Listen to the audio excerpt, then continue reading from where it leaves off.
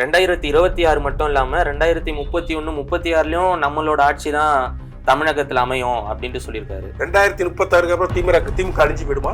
36 வரைக்கும் எங்க ஆச்சுன்னா 41 திமுக அழிஞ்சு போயிடும்.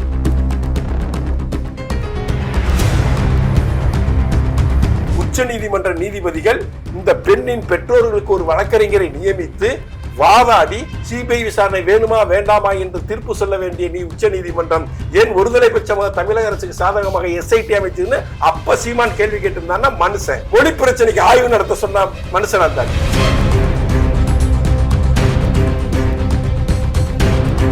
ராஜாஜி அவர்களுடைய அரசியல் வாழ்க்கை அவர் செய்த மாபெரும் தவறு இந்த திமுக கூட்டணிக்கு ஓட்டு போட சொன்னதுதான். 67 இருந்து இன்று வரை திமுக கூட்டணி வைக்காமல் எந்த தேர்தலை சந்திச்சது?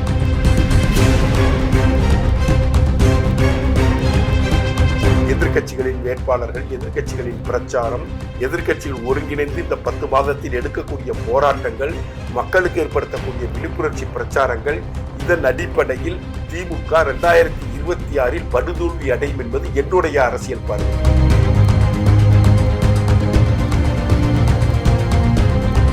திமுகவோட கொள்கைக்கும் தாவேகாவோட கொள்கைக்கும் என்ன சார் வேறுபாடு பார்க்குறீங்க? ஒண்ணுமே கிடையாது. கட்ட மறைச்சிட்டு ரெண்டும் ஒண்ணுதான்.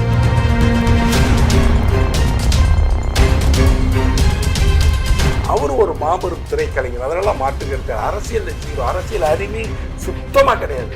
புஷியானதாட்ட ஒரு புண்ணாக்க வச்சுக்கிட்டு புஷியானதுக்கு 84 சொல்ல தெரியாது, 84 மாங்காது.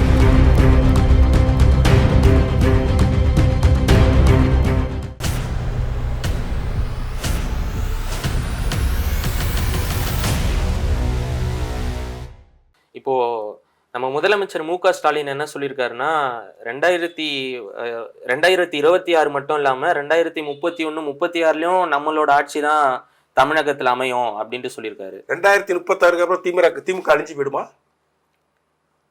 36 வரைக்கும் இவங்க ஆட்சி, 36ல இருந்து 5 வருஷம் ஆட்சி செய்வாங்க, 41 வரைக்கும். 41 திமுக அழிந்து விடும் என்கின்றாரா தமிழக முதல்வர்? அப்படிதானே சொல்றேன். 36 வரைக்கும் எங்க ஆச்சுன்னா 41 திமுக அழிஞ்சு போயிடும். இல்ல அவர் என்ன மீன் பண்றாருன்னா கண்டினியூஸா இதுக்கப்புறம் நம்ம ஆட்சி தான் இருக்கும். ஆமா, நீங்க வந்து ஆகாஷ் பாஸ்கரையும் விக்ரம் ஜூஜுவையும் ரத்தீஷ் என்கின்ற கயவர்களையும் வளர்த்து விட்டு நீங்கள் கோடி கோடியாக கொள்ளையடிப்பீர்கள். நீங்க வந்து பெண்கள் விஷயத்தில் பாதுகாப்பாக செயல்பட மாட்டீர்கள். அமிஞ்சிக்கரையில 10 வயசு பெண்ணை ஒருத்தன் 7 நாள் கற்பழிச்சான். இவர் தான் காவல்துறைக்கு அமைச்சர். தமிழக முதலமைச்சர் மு.க. ஸ்டாலின் தான்.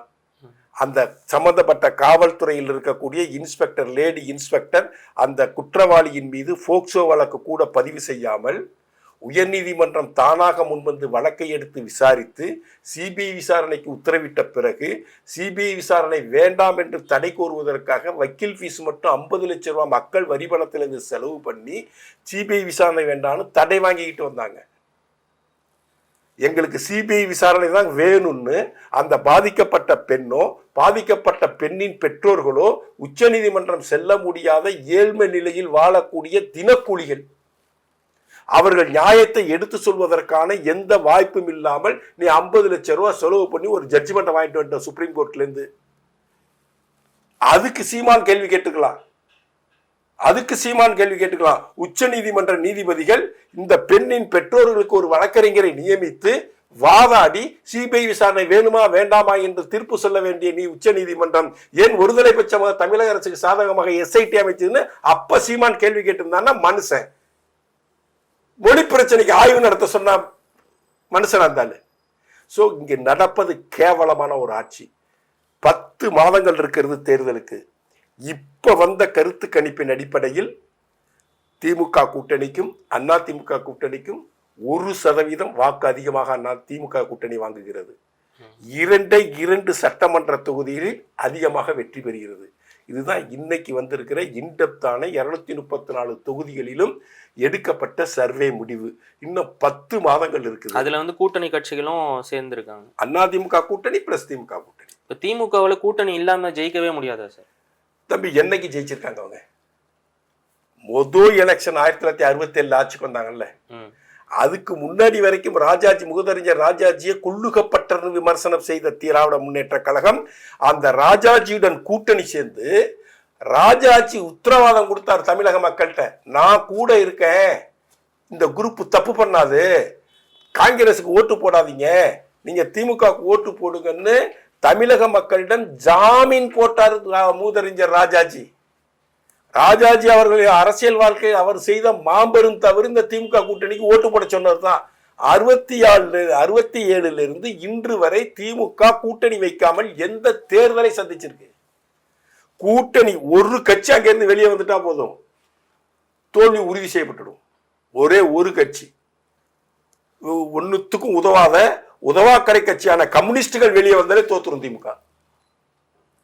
அதுதான் இன்றைய நிலை. இன்னும் 10 மாசம் காலம் இருக்கு. எதிர்கட்சிகளின் வேட்பாளர்கள், எதிர்கட்சிகளின் பிரச்சாரம், எதிர்கட்சிகள் ஒருங்கிணைந்து இந்த 10 மாதத்தில் எடுக்கக்கூடிய போராட்டங்கள், மக்களுக்கு ஏற்படுத்தக்கூடிய விழிப்புணர்ச்சி பிரச்சாரங்கள், இதன் அடிப்படையில் திமுக 2026 படுதோல்வி அடையும் என்பது என்னுடைய அரசியல் பார்வை. நான் 8 வயசுல இருந்து அரசியல் பார்த்துக்கிட்டு தான் இருக்கிறேன். என்னுடைய அரசியல் பார்வை 100% இந்த தேர்தலில் திமுக மீண்டும் வெற்றி பெறாது. அது 100% உத்தரவாதமான செய்தியாக நான் பார்க்கிறேன். திமுகவோட கொள்கைக்கும் தாவேகாவோட கொள்கைக்கும் என்ன சார் வேறுபாடு பாக்குறீங்க? ஒண்ணுமே கிடையாது. லெட்டர் கட்ட மறைச்சிட்டுன்னா ரெண்டும் ஒண்ணுதான். ரெண்டும் ஒண்ணுதான். அவங்களுக்கும் திராவிட தேசியம், இவங்களுக்கும் திராவிட தேசியம். இவங்களும் மத்திய அரசு ஒன்றிய அரசு, அவங்களுக்கு மத்திய அரசு ஒன்றிய அரசு. இவங்களுக்கு நீட்டு வேண்டாம், அவருக்கு நீட்டு வேண்டாம். எது வித்தியாசமா விஜய் எது பிரகடனப்படுத்திட்டாரு? விஜய் கட்சி ஆரம்பிச்சு எத்தனை வருஷம் ஆகுது தம்பி? 1.5 வருஷம், 1.25 வருஷம் ஆகுது. எத்தனை மக்களை சந்திச்சிருக்காரு? ஒரு பட ஷூட்டிங்ல இருந்து முடிச்சுட்டு மொத்தமா வந்துடுறேன் அப்படின்னு சொல்லி ஷூட்டிங் நடிக்கப்போ எது கட்சி ஆரம்பிச்ச ஒரு வருஷத்துக்கு முன்னாடியே மொத்தம் திரைப்படங்கள்லாம் நடிச்சு முடிச்சுட்டு அப்புறமா சினிமாவுக்கு அரசியலுக்கு வர வேண்டியதானே? இல்ல அதுக்கு முன்னாடியே அவர் அந்த ஒரு அமைப்பை என்னத்த உருவாக்கிட்டாரு? இப்ப பூத் கமிட்டி லெவல்ல போட்டுட்டு எத்தனை பூத் கமிட்டி மெம்பரை போட்டாரு சார்? விஜய் கட்சி ஆரம்பிச்சிருக்கதே திமுகவிற்கு உதவி செய்வதற்காக, திமுக வெற்றியை ஊர்ஜிதம் செய்வதற்காக. அது இந்த கருத்து கணிப்புலையும் ரிஃப்ளெக்ட் ஆகுது. இந்த கருத்து கணிப்பு என்ன சொல்றதுன்னா, திமுக விஜயை களமிறக்கியதற்கு காரணம் கமலஹாசன் சென்ற 2021 தேர்தலில் 3% வாக்குகளை பறித்து திமுக வெற்றிக்கு உத்தரவாதத்தை ஏற்படுத்தியது போல விஜயும் இந்த தேர்தலில் வாக்கு வங்கி திமுகவுக்கு எதிரான வாக்குகளை பிரித்து நமக்கு உத்தரவாத வெற்றியை ஊர்ஜிதம் செய்வார் என்பதற்காக தான் கிறிஸ்துவ மிஷனரிகளும் திமுகவும் இணைந்து விஜயை அரசியலுக்கு இறக்கி இருக்கிறார்கள். ஆனால் அது அவங்களுக்கு பேக்ஃபயர் ஆயிருக்கு. பல தொகுதிகளில் இவர் திமுக வாக்கையும் பிரிக்கிறார், பிளக்கிறார். இந்த 10 மாசத்தில் விஜய் எடுக்கப்பட வேண்டிய அரசியல் நடவடிக்கை இந்த தேர்தலின் போக்கையே மாற்றும். அவர் ஒரு 8-10% வாக்குகளை வாங்குவார் என்பது அவர் கட்சி ஆரம்பிச்சதுலேருந்து நான் சொல்லிக்கிட்டு தான் இருக்கேன். அவர் ஒரு மாபெரும் திரைக்கலைஞர், அதனால மாற்றுக்கிறது. அரசியல் ஜீரோ, அரசியல் அறிவு சுத்தமாக கிடையாது. புஷி ஆனந்தாட்ட ஒரு புண்ணாக்க வச்சுக்கிட்டு புஷி ஆனதுக்கு 84 சொல்ல தெரியாது, 84 வந்தாலு அவனெல்லாம் அரசியல் பொதுச் செயலாளரை வச்சுக்கிட்டு நான் கட்சி நடத்துறேன்னு சொல்றானே, இந்த ஆள்லாம் எப்படி வெளியில வருவாரு? ஆதவர்ஜனா எதுக்காக அங்க போயிருக்காரு? ஆதவர்ஜுன் எதுக்காக அங்க போயிருக்காரு? திமுகவால் அனுப்பி வைக்கப்பட்டிருக்கிறார் ஆதவர்ஜுன். விஜய் எந்த கட்சியோடும் கூட்டணி சென்று விடக்கூடாது என்பதில் தீர்க்கமாக செயல்படுகிறார் ஆதவர்ஜுன். அதனாலதான் 2 நாளைக்கு முன்னாடி ஒரு ஆடியோ வந்துச்சு எடப்பாடியில ஒருமையில பேசி. ஒரு மன்னிப்பும் அதெல்லாம் சும்மா சால்ஜாப்பு.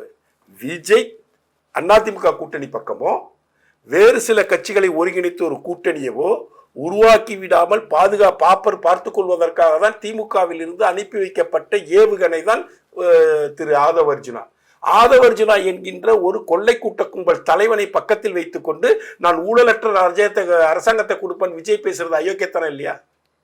ஆதவர்ஜுனா யாரு? மார்ட்டினுடைய மகளை திருமணம் செய்வதற்கு முன்பு ஆதவர்ஜுனா யாரு? அவருடைய பொருளாதார பின்புலம் என்ன? அவருடைய சொத்துக்களின் பின்புலம் என்ன? மார்ட்டினுடைய மகளை திருமணம் செய்த பிறகு இவருக்கு ஏற்பட்ட பொருளாதார பலம் என்ன? ரெண்டையும் ஒப்பிட்டு பார்க்கணும்ல. சாதாரண ஜிம் ட்ரெயினரா தானே இருந்தாரு. மார்ட்டின் மகளை திருமணம் செய்வதற்கு முன்பு ஜிம் ட்ரெயினர் எப்படி தேர்தல் வியூக வகுப்பாளராக மாறினாரு? நீ ஜிம் ட்ரெயினரு, அந்த ஜிம் ட்ரெயினர் எடுக்க வந்த பொண்ணை கரெக்ட் பண்ணி லவ் பண்ணி கல்யாணம் பண்ணிட்ட. அந்த குடும்பத்தில் கல்யாணம் பண்ணதுக்கு அப்புறம் நீ தேர்தல் வியூக வகுப்பாளராக எப்படி மாறின? பிரசாந்த் கிஷோர் வரைக்கும் பேசக்கூடிய வாய்ப்பு உனக்கு எங்க இருந்து கிடைச்சது? டப்பு, பணம், மணி எங்க இருந்து வந்துச்சு? விவசாயிகளிட்டிருந்தும் ஏழை தொழிலாளர்களிடமிருந்தும் லாட்டரி சீட்டு விற்பனையில் போலி டிக்கெட்டை அச்சடித்து வித்து கோடியாக கொள்ளையடித்த மார்ட்டினுடைய பணத்தை வைத்துக்கொண்டு நீ அரசியல்வாதியாக இன்றைக்கு உருமாற்றம் செய்திருக்கிற. மார்ட்டின் அடிச்ச கொள்ளை ஒரு நம்பர் லாட்டரிய 10 சீட் அடிச்சிட வேண்டியது. ஒரே நம்பர் லாட்டரி எங்க வேணாலும் போகும். திருச்சியிலும் அதே நம்பர்ல லாட்டரி விற்கும், கன்னியாகுமரியிலும் அதே நம்பர் லாட்டரி விற்கும். இப்படி டூப்ளிகேட் லாட்டரி டிக்கெட் அடிச்சு பொதுமக்களை ஏமாற்றி கொள்ளையடித்த பணத்தை வைத்திருப்பவர் திரு மார்ட்டின் அவர்கள். அவருடைய மருமகனை நீ பக்கத்துல வச்சுக்கிட்டு நான் ஊழலற்ற அரசாங்கத்தை கொடுப்பேன்னு விஜய் சொன்னா அவருக்கு அரசியல் தெரிஞ்ச ஆதவர்ஜனை உள்ள விட்டுருப்பாரா? அவர் இந்த பின்புலங்கள்லாம் ஆராயக்கூடிய மனிதனாக இருந்தால் அவர் இந்த ஆதவர்ஜனை வச்சுக்கிட்டு ஊழலற்ற அரசாங்கம் பேசுறதுக்கு ஒரு தைரியம் வருமா? மெர்சல்னு ஒரு படம் வந்துச்சு. மெர்சல்ல ஒரு டயலாக் ரைட்டர் ஒரு டயலாக் எழுதி தர்றாரு. அந்த டயலாக்கினுடைய தீவிரத்தன்மை என்ன, அதனுடைய உண்மை என்ன என்பதை கூட ஆராய அறிவில் அல்லாத மனிதன் தானே விஜய். சிங்கப்பூர்ல மருத்துவம் முழுவதும் இலவசம், ஆனால் அங்க 10% தான் ஜிஎஸ்டி. இந்தியாவில் மருத்துவம்லாம் இலவசம் இல்லை, ஆனா இங்க வந்து 27% ஜிஎஸ்டி பேசுறது தானே அவரு. ஆனா உண்மை நிலைமை என்ன? சிங்கப்பூர்ல மருத்துவம் காஸ்ட்லி, அங்க எதுவுமே இலவசம் கிடையாது. ஒவ்வொரு குழந்தை பிறந்ததுமே அந்த குழந்தைக்கு நீங்க இன்சூரன்ஸ் போட்டாகணும். எல்லா மெடிக்ளைமுக்கும் நீங்க இன்சூரன்ஸ் போட்டு வாழணும். உங்கள் வருமானத்தின் கீழ் இத்தனை % நீங்க மெடிக்ளைம் பாலிசி எடுக்கணுங்கிற சட்டமே இருக்கு. மெடிக்ளைம் பாலிசி இல்லாம ஒரு மனிதன் சிங்கப்பூர் பிரச்சனை இருக்கவே முடியாது. அதுலயும் நீங்க மெடிக்ளைம் பாலிசி எடுத்திருந்தாலும் குறிப்பிட்ட சில வியாதிகளுக்கு அந்த கிளைம் பண்ண முடியாது. கேன்சரு, டெலிவரி, இது போல சில கேட்டகரிஸ்ல அவங்க அந்த கிளைம் பண்ண முடியாது. காசு கொடுத்தா அந்த வைத்தியத்தை பார்க்கணும். இந்தியாவில் ஆரம்ப சுகாதார நிலையம் இருக்கு, அரசு பொது மருத்துவமனை இருக்கு, அரசு இலவச மெடிக்கல் காலேஜ் மருத்துவமனைகள் இருக்குது, அதனில் பிரதமருடைய இன்சூரன்ஸ் திட்டம் இருக்குது, முதலமைச்சருடைய இன்சூரன்ஸ் திட்டம் இருக்குது. இத்தனை இலவச மருத்துவங்கள் பறந்து விரிச்சு கிடக்கு. ஆனா இங்க மருத்துவம் இலவசம் இல்லை, சிங்கப்பூர்ல இலவசம்னு சொன்ன முட்டாள் தானே விஜய். யாரோ ஒருத்தர் எழுதி கொடுத்துருக்கலாம், அவரு இன்ட்ரெஸ்டா இருக்கட்டுமே சொல்லி எழுதியிருக்கலாம் டைலாக் ரைட்டர். அந்த டைலாக் உண்மையா பொய்யா, இது அரசியல் ரீதியா பின்விளைவுகளை ஏற்படுத்தும் என்பதை கூட சிந்திக்காத திறனியற்ற அரசியல் அறிவில்லாதவர் தான் விஜய். அவருக்கு அரசியலுக்கும் தொடர்பு கிடையாது, அவருக்கு அரசியல் தெரியாது. அவர் இந்த அரசியல்ல அவருடைய ரசிகர்கள் திரையில் கண்டு அவரை பிரமித்து போன ரசிகர்கள் அவர் பின்னாடி அணிவகுப்பாங்க. ஒரு எலெக்ஷன்ல ஓட்டு போடுவான், அடுத்த எலெக்ஷன்ல வரப்ப அவனுக்கு கல்யாணம் ஆயிடும். கல்யாணம்னா மனைவி, மக்கள், மாமியார் வீடு, இந்த வீடு, பொண்டாட்டி பிரச்சனை, போக்குவரத்து எல்லாம் வர்றப்ப அவன் சிந்திக்க ஆரம்பிப்பான். சிந்திச்சா இவனோட போய் இவன் அரசியல் நிலைப்பாட்டுக்கு போனோம்னா நம்ம நடுத்தரு தான் நிற்கணும், அவன் வேற ஒரு அரசியல் நிலைப்பாடு எடுப்பான். ஆனால் இன்னைக்கு அவருக்கு 8% 10% வாக்கு வங்கி இருக்குது என்பது உண்மைதான். அதில் எந்த விதமான மாற்று கருத்தும் இல்லை. அரசியலில் இதுதான் அவருடைய மோஸ்ட். இதுக்கு மேல அவருக்கு ஓட்டு கிடையாது. 10% தான் அதிகபட்சமே வரும். அப்ப விஜயை விட உதயநிதி ஒரு சிறந்த தலைவர்னு சொல்லலாமா? 2 முட்டாள்கள் முன்னாடி நிப்பாட்டி எந்த முட்டாள் சிறந்தவர்னு கேட்டா நான் எந்த முட்டாளை சொல்றது? சார், அவர் ஒரு மினிஸ்டரா இருக்காரு, இவர் ஒரு பெரிய கட்சி. கருணாநிதிக்கு மோகனா நீங்க இருந்தா கூட தான் முதலமைச்சரா இல்லலாம். கருணாநிதி பேருனா பாலா இருந்தா பாலா துணை முதலமைச்சரா இல்லலாம். கருணாநிதியோட கொள்ளு பேரனா இருந்தா நான் கூட தான் முதலமைச்சர் ஆகலாம். கருணாநிதி மகளா இருந்தால் அந்த பொண்ணு கூட நேரம் மக்களவை மாநிலங்களவை உறுப்பினராயிருக்கலாம், மக்களவை உறுப்பினராயிருக்கலாம், ரஷ்யாவுக்குலாம் போயிட்டு வந்திருக்கலாம். நீங்க கருணாநிதியோட வாரிசா இருந்தா ஆயிடலாம். உனக்கு அரசியல் அறிவு என்ன இருக்குங்கிறதா முக்கியம். அரசியல் அறிவுங்கிறது என்ன இருக்கு? நீங்க வாரிசு என்கின்ற ஒற்றை தகுதியின், கருணாநிதி குடும்பத்தில் பிறந்த ஒற்றை வாரிசின் அடிப்படை என்கின்ற அடிப்படையை நீக்கிவிட்டு உதயநிதியை நீங்கள் அணுகினீர்கள் என்றால், கட்சியில திராவிட முன்னேற்ற கழகத்துல கடைகோடியில் இருக்கக்கூடிய ஒரு கிராமத்துல இருக்கிற ஒரு கிராமத்து வார்டு கவுன்சிலர் இருப்பார்ல, அவருக்கு இருக்கக்கூடிய அரசியல் அறிவும் தொலைதூர பார்வையும் உதயநிதிக்கு கிடைக்காது. இல்லாட்டி ஆப்டாயரை போட்டுக்கிட்டு பீச்சில் கிரிக்கெட் விளையாண்டுட்டு இருந்த ஒரு 3 பையனை பிடிச்சிட்டு வந்து, நீங்க தானே இன்னையிலிருந்து அரசாங்கம், ரித்தீஷ் தலைமையில நீங்க செயல்படுங்கடான்னு சொல்லி ரித்தீஷ், ஆகாஷ் பாஸ்கரன், விக்ரம் ஜூஜு என்கின்ற பொடியன்களெல்லாம் தனக்கு அசிஸ்டண்ட் அல்லக்கைகளை வச்சுக்கிட்டு அவங்கள விட்டு கொள்ளையடிக்க சொல்லி, ஒருத்தன் கொள்ளையடிச்சு 300-400 கோடியில் வீடு கட்டுறான், இன்னொருத்தன் கொள்ளையடிச்சு 1000 கோடியில் படம் எடுக்கிறான், இன்னொருத்தன் கொள்ளையடிச்சு என்ன பண்ணுறதுன்னு தெரியல, அவன் பிம்பு வேற, அவன் 250 கோடி ரூபாய்க்கு வாட்ச் வாங்கிட்டான். அரசியல் தலைவர்கள் இப்படியா இருப்பாங்க? அரசியல் தலைவர் இப்படி தான் இருப்பாங்க. கருணாநிதி அவர்கள் வந்து ஒரு எலெக்ஷனில் வந்து 300 கோடி ரூபாய் தேர்தல் நிதி கலெக்ட் பண்ணிட்டாரு. இந்த 300 கோடி ரூபாய் தேர்தல் நிதியை வச்சுக்கிட்டு நீங்கள் வந்து தேர்தலை வந்து சந்திக்க போறீங்களான்னு பத்திரிகையாளர் கேள்வி கேட்டார். அதுக்கு கருணாநிதி என்ன பணம் சொன்னார்? இந்த பணம் டீ குடிக்க தான் உதவுன்ட்டார். நீ சம்பாதிக்கிற கோடி கோடியாக கொள்ளையடிக்கிற அந்த கொள்ளையடிக்கிற பணத்தை உனக்கு எப்படி கையாள்வது என்று தெரியவில்லை என்று உனது நிதியமைச்சராக இருந்த பிடிஆர் பழனிவேல் தியாகராஜனே சொல்லிட்டார். நீ பக்கத்தில் வச்சு கொள்ளையடிக்கிற நபர்கள்லாம் யாரா, அவன் வயசு என்ன, அவனுடைய திறமை என்ன, அவனுடைய தகுதி என்ன?